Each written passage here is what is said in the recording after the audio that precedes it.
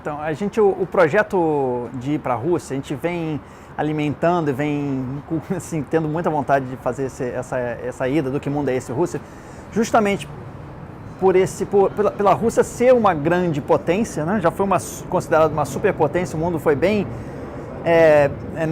bipolar, ou pelo menos assim, né? Muito partido entre o capitalismo e o chamado comunismo, e os focos eram as superpotências, Estados Unidos e Rússia.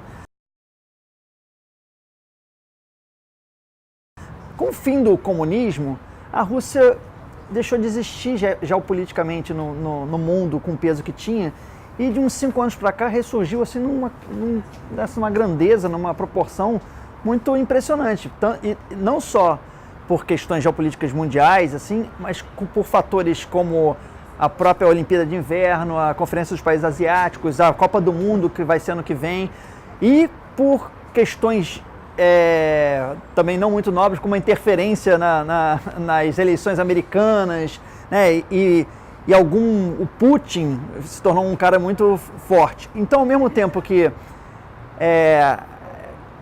a gente tinha essa curiosidade, igual como todo mundo tem, de não conhecer a cultura russa, tinha de fato uma nova importância. Não era só um país que a gente tem vontade de conhecer, era um país que está retomando uma posição muito estratégica no mundo e que não é mais um país comunista, também não é, você não pode dizer que é um país assim, 100% capitalista, liberal, como é o capitalismo que a gente conhece, americano.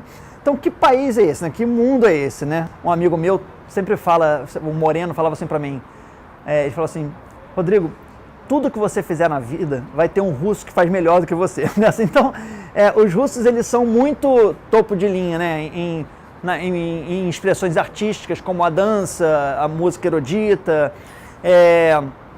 e são também em coisas muito tecnológicas, como a permanência no espaço, né? A gente foi também no Museu Aeroespacial Russo e várias, ou seja, todas na realidade das tecnologias que se usa até hoje na Estação Orbital Internacional são tecnologias russas, de reaproveitamento de suor, de urina, de exercícios para permanência no espaço, etc, etc.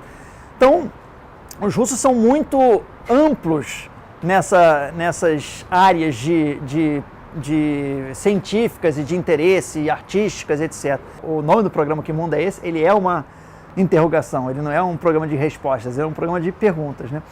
E quando você questiona, você tem debate. Debate é uma coisa excelente, mas você tem gente, né, prós e contra no sentido não, é sempre bom, mas você tem visões diferentes. Então você tem que saber lidar com isso.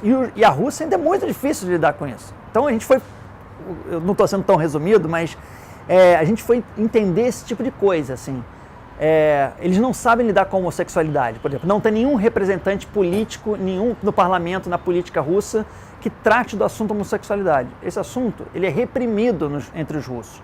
Eles não podem se assumir publicamente homossexuais, nem masculino, nem feminino, transexuais ou outras, né, orientações sexuais, então, ou de identidade de gênero, é impossível, isso não é um assunto.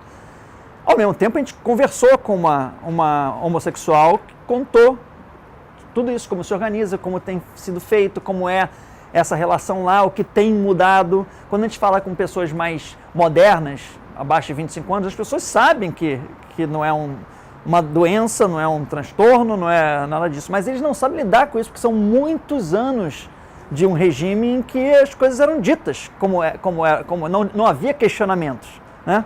Então, na hora que essa nova Rússia capitalista, moderna, aberta ao mundo, começa ou seja, a interagir e querer também conhecer o mundo, ela começa a ter questionamentos. E eles ainda não sabem lidar com isso.